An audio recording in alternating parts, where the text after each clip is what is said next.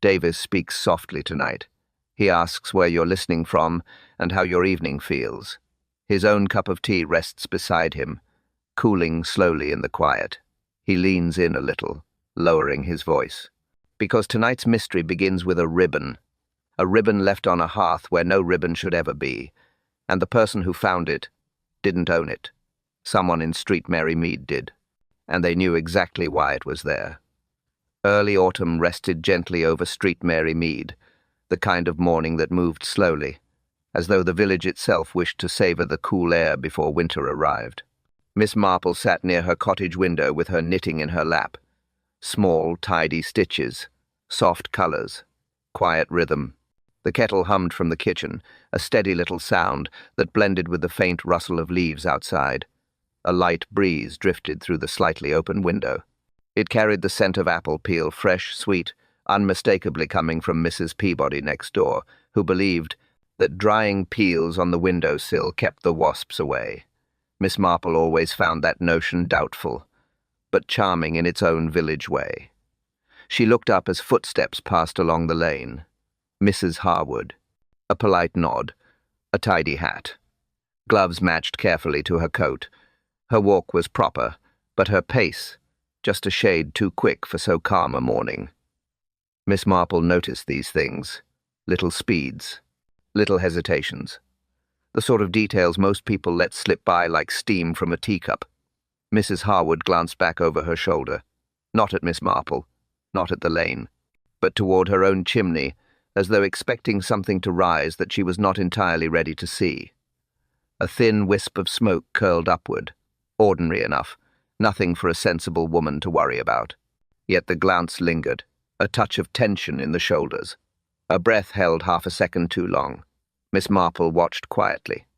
Her needles paused, not in alarm, but in thoughtful stillness. She had known Mrs. Harwood for years. A capable woman, careful, particular about her home, not prone to fidgeting, and certainly not one to look back at a chimney unless something inside the house had unsettled her. The kettle clicked off gently.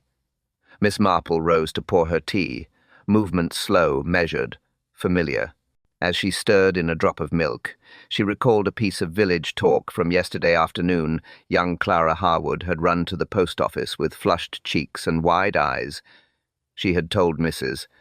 Bantry in a trembling whisper that she found a blue ribbon on the hearthrug, neatly folded, slightly singed at one corner. A ribbon she swore was not hers. A ribbon her mother claimed she had never seen before. Children often insisted things were strange when they were simply forgetful. But children also noticed truths their elders quietly stepped around. Miss Marple set her cup down with a soft clink. A ribbon on a hearthrug, found in a house where no one remembered owning such a ribbon.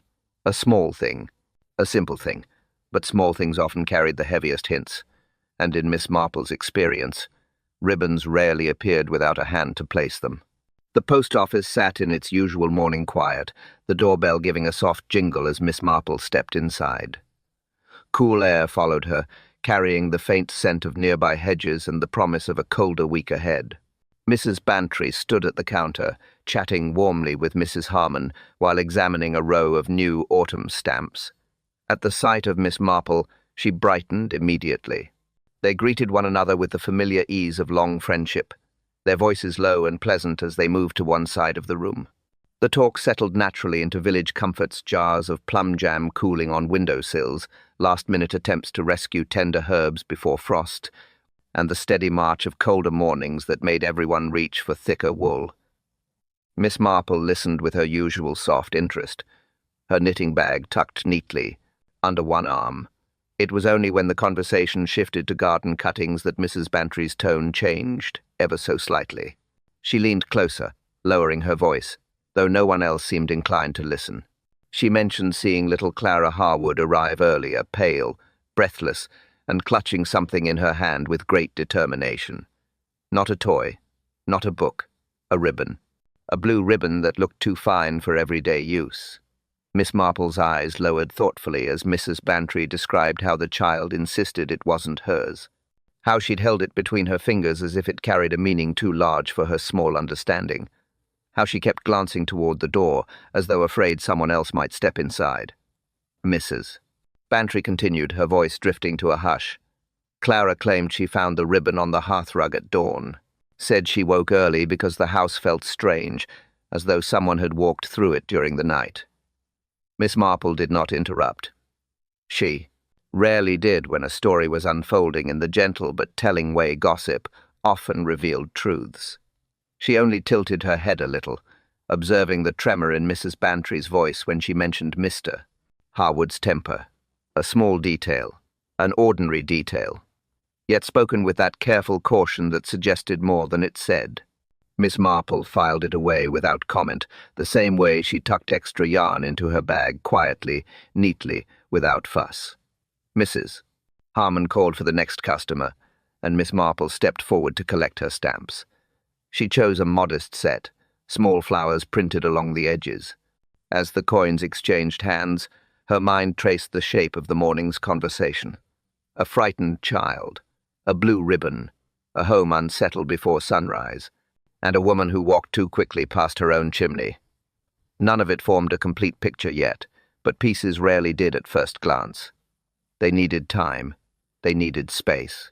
They needed a quiet mind to arrange them. She thanked. Mrs. Harmon wished her a good morning and drew her coat closer around her shoulders as she stepped back onto the lane. The village moved as it always did, slow, steady, peaceful, but a single blue ribbon had added a thread of unease to the air. Sometimes fear hid in simple objects, like a ribbon folded twice. The lane leading toward the Harwood cottage felt unusually still that afternoon. Miss Marple walked at her usual unhurried pace, her scarf folded neatly around her neck, her steps quiet against the lightly scattered leaves. The air carried that soft coolness found only in early autumn, when the season begins its gentle shift, and cottages take on the faint aroma of warming fires and simmering stews. Yet as she approached the Harwood home, something in the air changed. A thin, lingering scent greeted her first burnt paper. Not sharp, not fresh, just faint enough to suggest a fire that hadn't burned cleanly. She paused a moment by the low garden wall, her eyes travelling toward the chimney, where a trace of ash clung stubbornly to the edge. She moved on and past the cottage window, noticing the hearth inside. It was cold. No embers, no warmth, only the grey residue of a fire long extinguished. A quiet hearth wasn't unusual in the middle of the day, but the scent in the air told a different story. Burnt paper always had a distinct way of settling. It clung to walls, drifted into curtains, left shy hints behind even after the flames were gone. Miss Marple knew that scent. She knew what burned letters smelled like. They carried a bitterness that spoke of urgency rather than comfort. She reached the small wooden gate leading to the front garden, its white paint chipped at the edges. As she stepped near it, the gate gave a soft, unexpected squeak, the kind of sound usually coaxed out by wind, but the air was still. The leaves barely stirred. No breeze moved through the hedges. The squeak seemed to come from motion rather than weather, as though someone had passed through moments before and left the gate unsettled. Mrs. Harwood appeared in the doorway then, as if summoned by the light sound. She offered Miss Marple a polite smile, pleasant, but tight at the edges. Her hands fidgeted with the corner of her apron. Folding. Unfolding. Folding again. She greeted Miss Marple warmly enough, yet her eyes darted back toward the interior of the house, not quite meeting hers for more than a moment. Miss Marple returned the greeting, her tone soft, her expression kind, but her attention quietly collecting the small details that others overlooked. Through the doorway she could see the sitting room. On the mantel above the hearth, a frame stood slightly turned inward. Not much, just a few degrees off from the angle the other frames kept. It looked as if someone had moved it recently, quickly, a hand brushing past it with more haste than care. Miss Marple observed these things as naturally as she breathed. No suspicion on her face, only quiet interest. A frame out of line often suggested someone reaching for something behind it, matches, a letter, a hidden slip of paper, and the faint scent of burnt paper wove itself neatly into that small thought. No one outside spoke of anything unusual. The neighbors gave friendly nods. Villagers walked by with their baskets and errands. But the silence around the Harwood home felt thicker than the autumn air. A silence that came not from peace, but from reluctance. Miss Marple offered a few gentle words to Mrs. Harwood. Nothing probing, nothing pointed.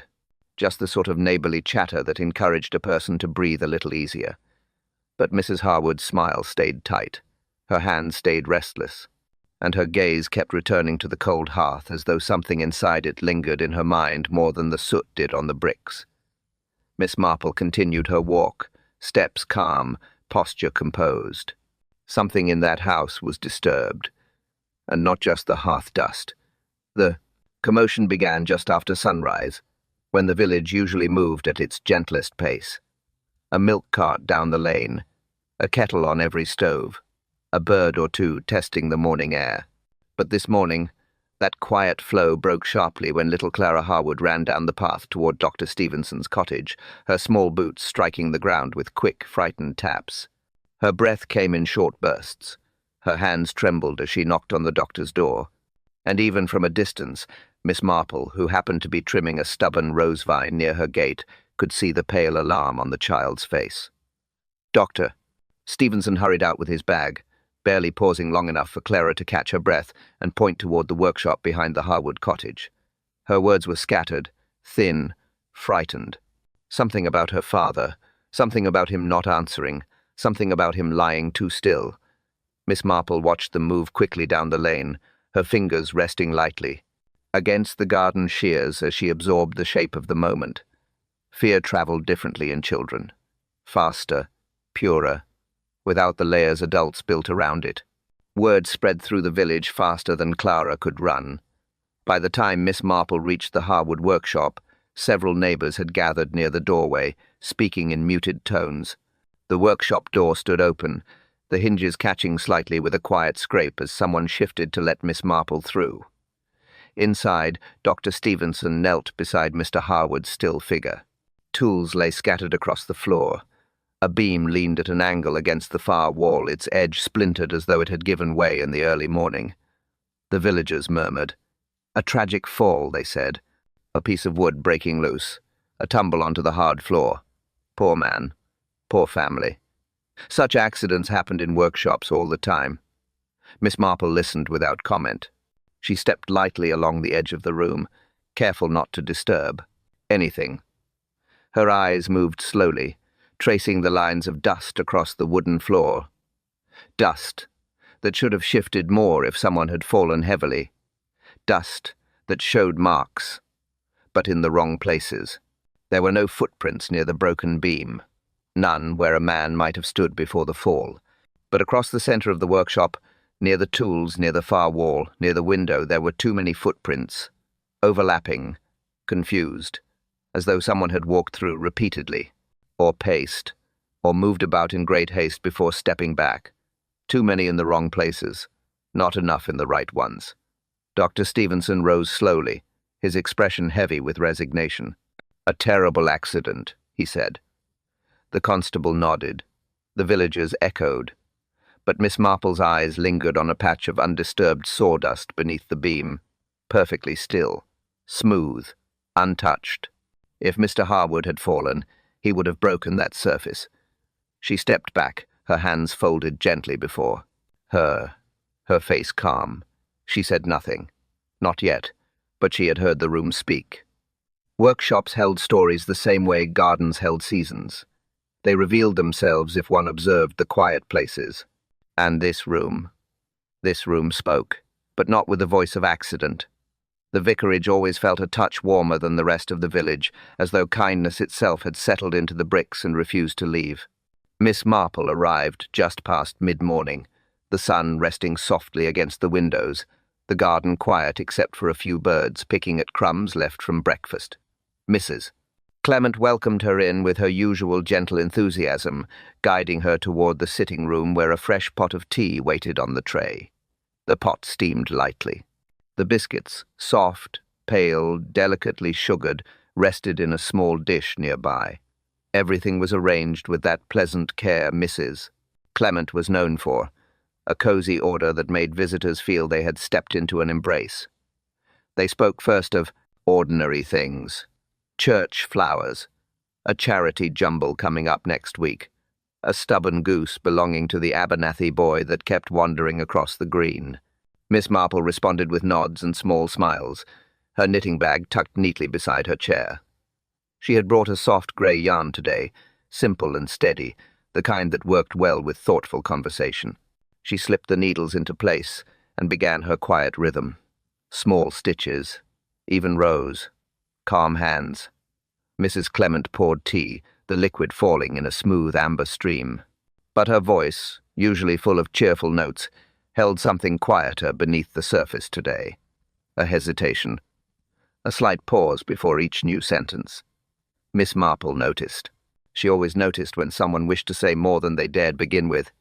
"I suppose you've heard," Mrs. Clement finally said, handing Miss Marple her cup. "About poor Mr. Harwood." Miss Marple nodded gently, a soft click of needles, a patient breath. Mrs. Clement continued, lowering her voice as though the walls might lean in to listen. She mentioned hearing voices the night before the accident. Not loud voices, not angry shouts, just low, urgent. A man and a woman speaking near the back of the Harwood property, near the workshop window. The vicar had been asleep, but she had been awake with a restless mind, moving quietly through the hallway when she heard it through the open bedroom window. "It wasn't the Harwoods," she said firmly. "I know Mrs. Harwood's voice, and his.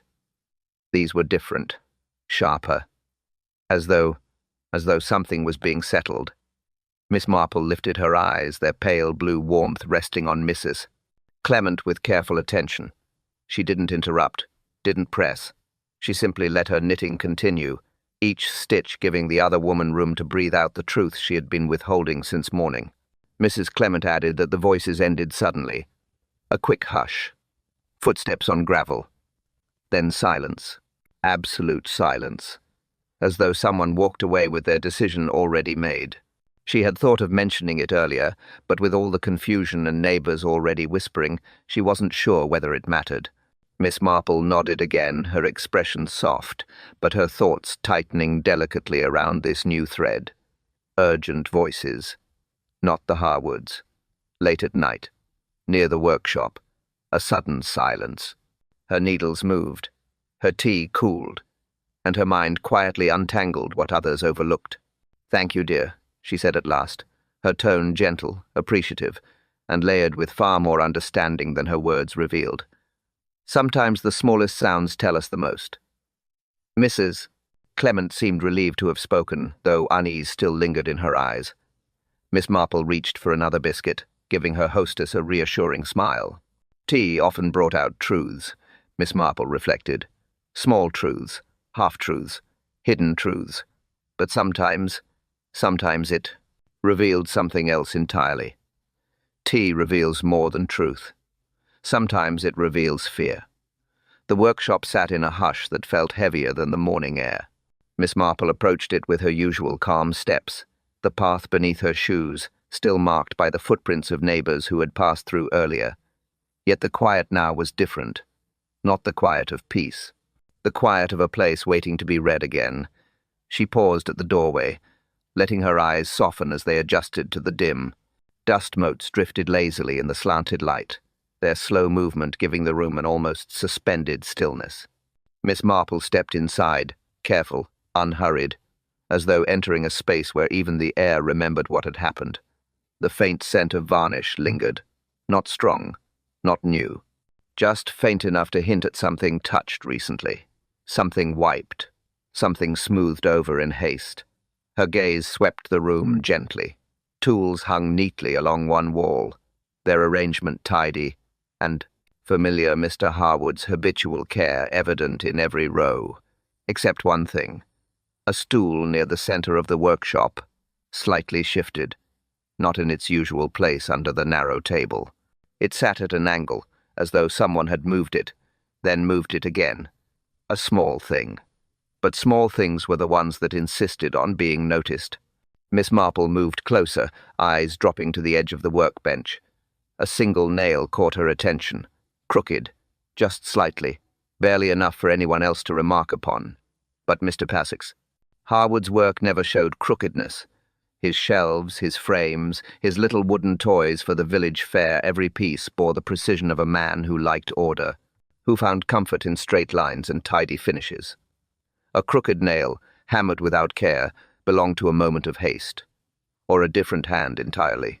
She leaned in, touching the bench lightly with her fingertips. The varnish there had a fresh smear, subtle but present, like someone had brushed against it, then wiped the trace away with the side of a sleeve, not for cleanliness, for concealment. She considered that quietly, her breath soft in the stillness, her eyes narrowing just a touch. Then she saw it, a tiny thread caught on the jagged corner of a nail near the stool. Barely a wisp, barely a color. But she moved closer and pinched it gently between her fingers. A ribbon fiber, blue, soft, fine. Not coarse like children's ribbons often were. This one had a delicate weave, the kind used in women's accessories, the kind that matched the ribbon little Clara had held. Except the child had insisted the ribbon wasn't hers. Miss Marple turned the fiber slightly in the light. It caught the morning sun with a faint sheen. A quality ribbon, not inexpensive, not common, not something that slipped from a child's hair without notice. She placed it carefully into her handkerchief, not hurriedly, not suspiciously, simply with the thoughtful respect one gave to small clues that carried the weight of larger truths. Her eyes carried on, sweeping the room slowly, floor, tools, windowsill, corners, each piece resting in its place, each piece speaking in its own quiet voice. And among all those voices, one message felt louder than the rest. Something in this workshop had been touched, shifted, disturbed, not by accident, not by misstep. Miss Marple stepped back toward the doorway, folding the handkerchief neatly. Something here was moved by the wrong hands. The Harwood cottage felt unusually quiet when Miss Marple arrived that afternoon. The curtains were half drawn, letting in only a ribbon of soft light that touched the hallway floor. Mrs. Harwood opened the door with a strained smile, polite, steady, and yet carrying the stiffness of someone holding themselves together with careful effort. Miss Marple offered her condolences at once. Warm words, soft tone, a gentle hand resting briefly on the other woman's arm. Grief responded best to gentleness, and Miss Marple had always known how to offer it without pressing further than kindness allowed. They settled in the sitting room, where the hearth remained cold, just as Miss Marple had seen it the day before. A small tray with untouched tea sat on the table.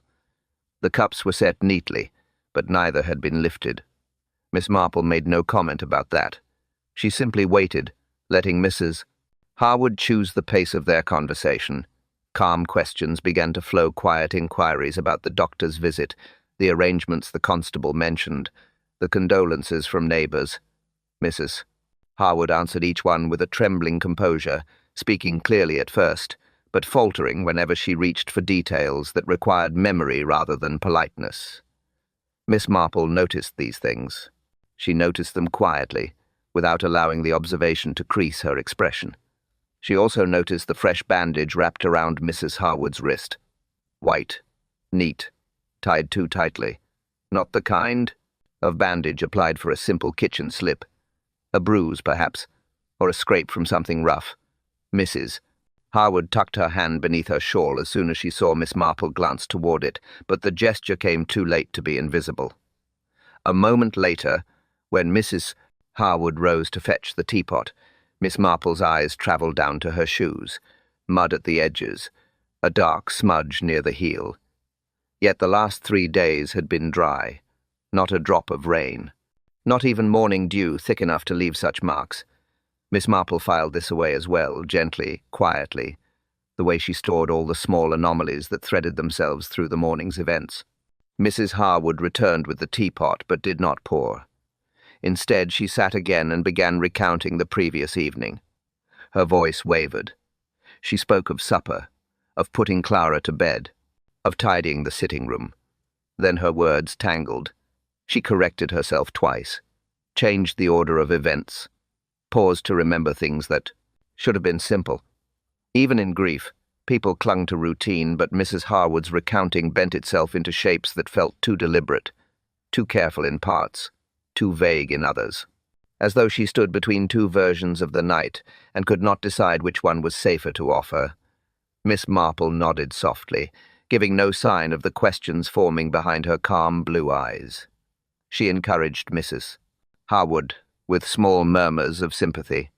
She let her talk, let her hesitate, let the silences spill into the spaces where truth could not settle easily. A half-truth hung between the woman's sentences. It hovered there, thin, trembling and unmistakable. Not a lie, not a confession, something in between, something shaped by fear. Miss Marple rose to leave after a respectful interval, offering a final, gentle word before stepping back into the cool afternoon light. Her thoughts moved slowly, collecting each detail.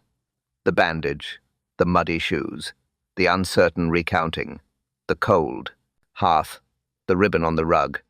Her story bends in places where life rarely bends.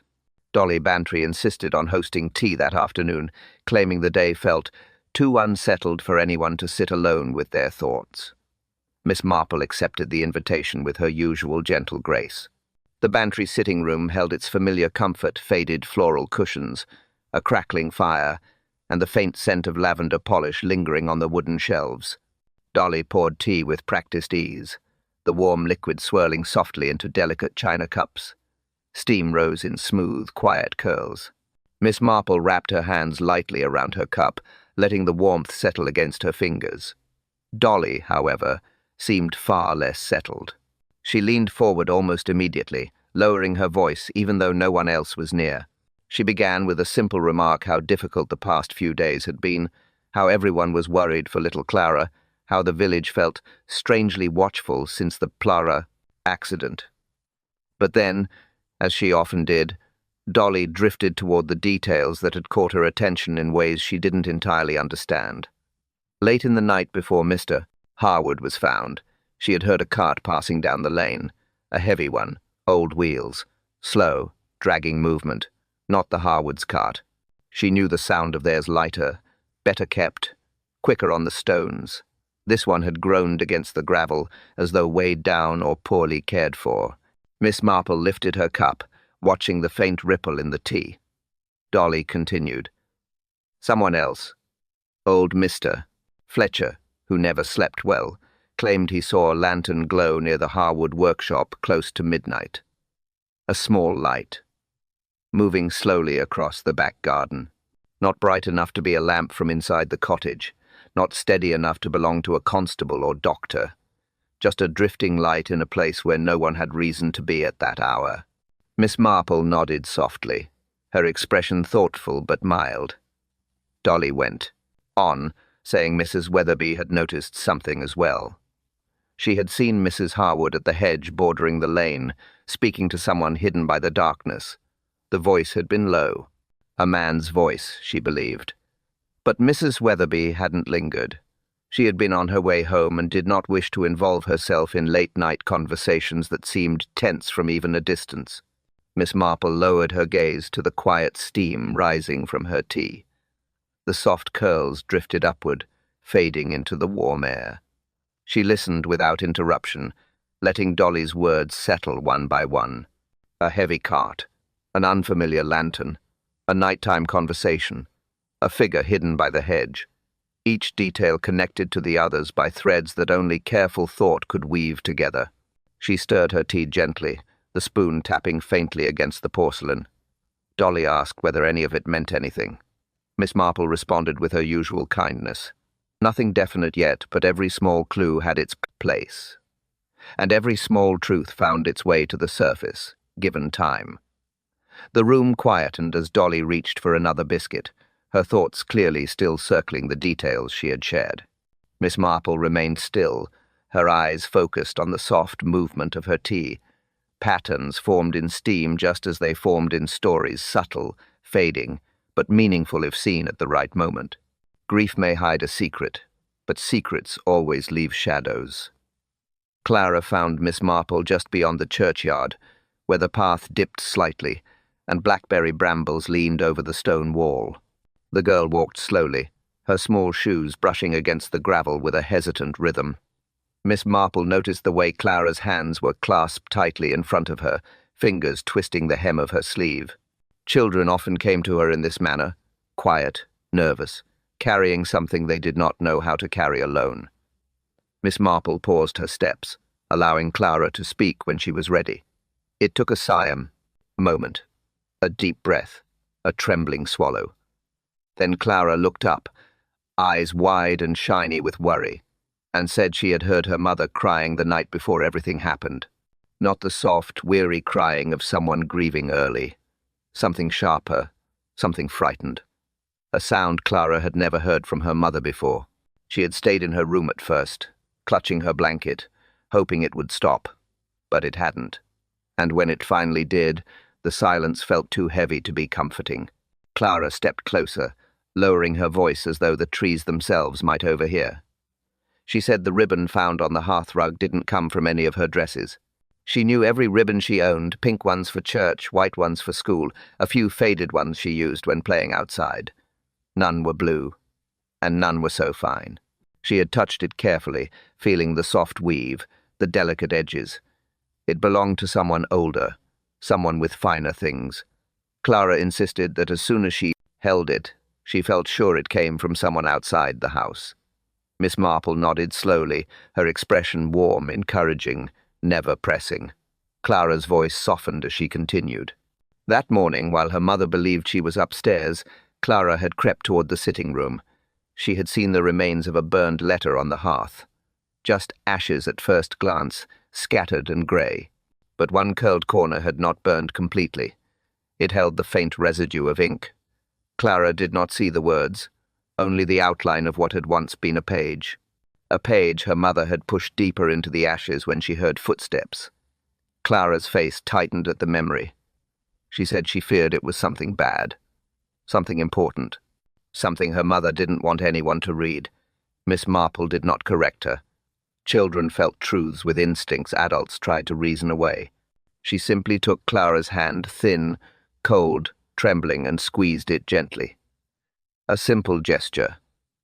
A steady one. An unspoken promise that she had been heard. Clara whispered that her mother had looked pale all morning, jumping at small sounds, holding her wrist as though it hurt, avoiding the hearth entirely, avoiding even the sight of the rug where the ribbon had lain. Clara didn't understand why. She only knew her mother was frightened, and she didn't know what to do with fear that didn't belong to her. Miss Marple soothed her with soft words, assuring her she had done the right thing by speaking. Clara nodded, though her eyes still carried their worry. Miss Marple walked her partway home, letting the girl's small hand rest in hers as the path stretched quiet before them. Children notice more than adults believe. Their truths slip through cracks grown-ups pretend are sealed. Children see truths adults try to bury. The Harwood garden sat in a hush that felt deeper than the rest of the lane, as though the hedges themselves were holding their breath. Miss Marple stepped through the small wooden gate with her usual quiet care, her eyes soft, alert, taking in each familiar detail. The roses along the path had begun to wilt with the change of season. A few leaves clung stubbornly to their stems. The soil beneath them looked unsettled, not freshly turned, but not quite settled either. Miss Marple walked slowly, pausing now and again as if pausing allowed the truth to drift up from the ground itself. The outer edge of the garden bordered the lane, separated by a row of uneven stones placed long ago more for habit than decoration. Miss Marple had walked past these stones many times. They rarely shifted. They rarely moved. Today, however, one sat just a fraction out of line, a small tilt, the slightest lift on one side, the kind of disturbance easy to overlook, unless one was looking for moments where ordinary things behaved differently. She knelt with practiced ease, her fingers brushing away a thin layer of dry soil. The stone moved with less effort than expected, lifting lightly as though it had been placed down in haste rather than settled naturally. Beneath it, tucked into the narrow space between earth and stone, lay a small metal brooch, silver, oval, the kind worn decades ago, sturdy enough to last but delicate enough to matter sentimentally. Miss Marple picked it up gently, brushing away the dust from its surface. The engraving caught her eye at once. J.H., not Mrs. Harwood, not Clara Harwood, not Mr. Harwood, someone else entirely. She turned it over, examining the clasp. It was bent slightly, as though pulled or torn, and caught in the tiny metal teeth of the clasp was a small thread of blue ribbon. Soft. Fine. The same shade Clara had described. The same quality Miss Marple had felt between her fingers in the workshop. Here, the thread was barely more than a whisper thin enough to escape notice, yet strong enough to survive the hurried hand that tore it free. Miss Marple folded her fingers around the brooch, her thoughts moving, with their familiar, silent precision. A brooch hidden under a loose stone, a ribbon thread caught in its clasp, a visitor in the night, a quarrel, urgent voices, a lantern near the workshop, a mother crying quietly in the dark, a letter burned on the hearth, and now this a brooch belonging to someone whose initials did not match this household. A brooch someone tried to hide quickly. The garden around her remained still. The hedge rustled gently, though no wind moved through it. Miss Marple placed the stone back carefully, exactly as it had been positioned before being disturbed. She tucked the brooch into her handkerchief, folding it with the same neatness she used for her knitting. Someone had stood here. Someone had dropped this. Someone had reason to hide it before dawn broke. Miss Marple straightened slowly, her gaze drifting toward the workshop in the distance. A place rearranged. A room too carefully disturbed. A scene shaped to deceive. And now, the brooch an object that did not fit, belonging to someone who should not have been here. She walked back toward the gate, her scarf fluttering slightly as the afternoon breeze finally stirred. Her steps remained calm. Her thoughts did not. The ribbon on the hearth, the ribbon fiber on the nail, and now the ribbon thread in a stranger's brooch. The ribbon wasn't a child's token. It was a warning left behind. Miss Marple sat in her small sitting room that evening, the quiet settling around her like a familiar shawl. Her knitting lay untouched beside her. Her tea had cooled without a sip. She rested her hands lightly on the armrests of her chair, her gaze lowered in that thoughtful way she had when the threads of a story had begun to align themselves. Outside, the village moved through its usual dusk rhythms. Lanterns lit, doors closed, footsteps softened by evening light. But inside Miss Marple's mind, the movements of the past nights played again with a sharper clarity, calm, ordered, revealing themselves piece by piece. She traced the timeline softly, as though following footsteps through a field of frost. Mrs. Harwood had met someone secretly, not a neighbor, not her husband, someone with a brooch marked J.H., someone whose steps had pressed lightly into the garden soil and whose voice carried urgency in the night. There had been a quarrel, low, tense, a man and a woman speaking with the pressure of old trouble resurfacing. Mrs. Clement had heard it. Dolly Bantry had sensed it. The village had felt it in the strange stillness that lingered afterward. A burned letter had followed, a page pushed into the hearth before dawn. Clara had seen the ashes, curled and grey, hiding their words beneath charred edges. Letters were rarely burned unless they carried truth someone feared to keep. Miss Marple pictured Mrs. Harwood kneeling at the hearth, her hands trembling, her eyes fixed on a message she wished she had never read. A woman does not burn a letter lightly. Not when she is careful, not when she is tidy, not when she fears the consequences of what that letter contains. Then came the ribbon. Not a child's ribbon, not Clara's. Soft, fine, frayed at one end where it had been torn, left on the hearthrug as if placed in a moment of haste or warning. The stranger's ribbon, a silent signal of distress or guilt. Miss Marple understood such tokens. People often left behind small pieces of themselves when urgency overtook them. And this ribbon carried urgency in every thread. Someone had dropped the brooch. The initials, J.H., engraved in a style older than Clara's generation. The clasp bent, the ribbon fiber caught in its teeth, hidden beneath a loose stone, as though tucked there quickly by someone who did not wish it found. But stones did not hide things well from those who understood how people moved in moments of fear. And then the workshop. A body arranged, tools scattered in deliberate confusion, dust undisturbed where it should have, shifted, too many footprints in the wrong places, too few in the right ones. Miss Marple had seen such scenes before, accidents shaped by hands that wished to pretend. Someone strong had helped move the body. A man, most likely. A man who knew the Harwoods. A man whose ribbon and brooch had betrayed him before his footsteps did. Miss Marple breathed out softly. The pieces no longer drifted. They settled into place with the calm certainty that truth often carried once recognized. The visitor had not left immediately after the quarrel. He had returned. Returned when the workshop fell silent. Returned to alter what had happened. Returned to shift fate into something that resembled misfortune instead of violence. She folded her hands, her mind still, her conclusions quiet but firm. And someone returned to the cottage. After the workshop went silent, the Harwood cottage felt quieter than ever when Miss Marple returned, as though the walls themselves were holding back a confession they could no longer carry. Mrs. Harwood answered the door slowly this time, her eyes dulled by sleepless nights, her hands trembling even before she attempted to hide them in the folds of her apron. Miss Marple offered a soft greeting. No pressure, no pointed questions, only the warm, steady presence of someone who understood far more than she declared.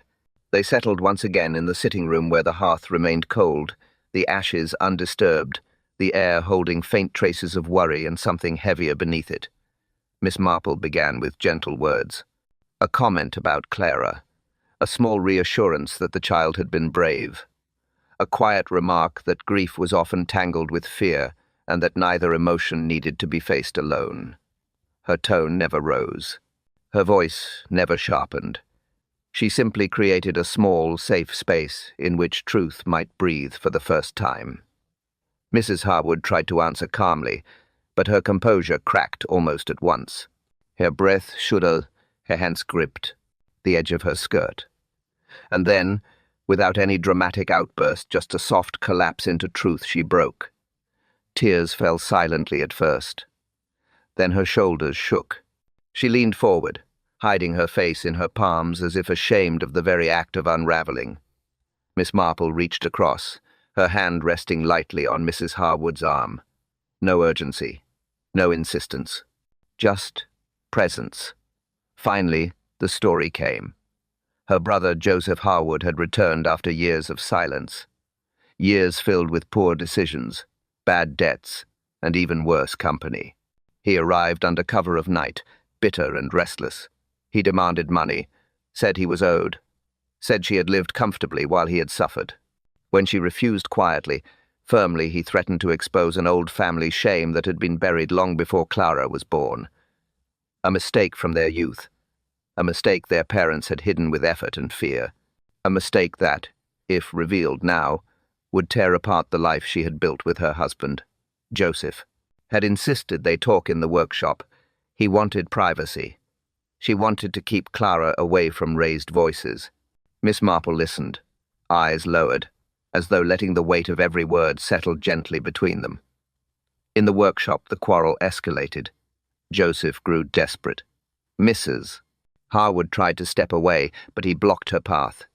He grabbed her wrist, the bruise still covered by the bandage Miss Marple had noticed.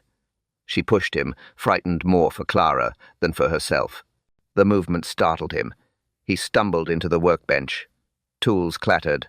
The crooked nail. The smeared varnish. All pieces Miss Marple had already seen in quiet detail. And then, in a moment neither planned nor fully understood, Joseph panicked. He reached for Mr. Harwood's tools. Mrs. Harwood screamed. Her husband rushed in, trying to pull Joseph away. There was a struggle, a misstep, a fall, a sound that would echo in Mrs. Harwood's memory far longer than any threat Joseph had used against her. Mr. Harwood collapsed. Joseph froze. Then, driven by fear rather than reason, he tried to make the scene look like an accident. Tools scattered, body shifted, evidence hidden, the ribbon torn from his coat. The brooch lost, a letter burned, a mother's heart shattered in silence. Miss Marple held her hand gently, offering comfort without judgment. Fear, when cornered, often reaches for the darkest escape. The abandoned shed beyond the lane stood crooked against the trees, its boards greyed by years of weather and neglect. Children avoided it. Birds rarely perched on its sagging roof. Yet that afternoon, a faint murmur escaped from inside, a restless shifting, a breath caught in the shadows.